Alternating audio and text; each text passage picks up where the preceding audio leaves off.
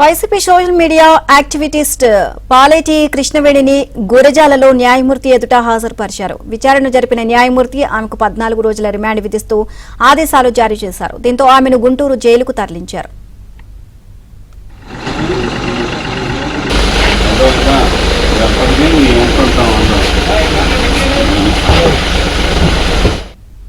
మందకృష్ణ మాదిగను అవమానించారు అంటూ మాజీ ఉపరాష్ట్రపతి వెంకయ్యనాయుడు మంత్రి నారా లోకేష్ పై కృష్ణవేణి పోస్టులు పెట్టారు.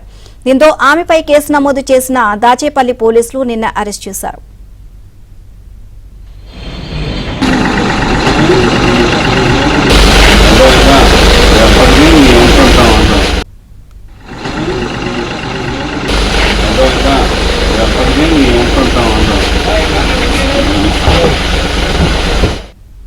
మందకృష్ణ మాదిగను అవమానించారు అంటూ మాజీ ఉపరాష్ట్రపతి వెంకయ్యనాయుడు మంత్రి నారా లోకేష్ పై కృష్ణవేణి పోస్టులు పెట్టారు.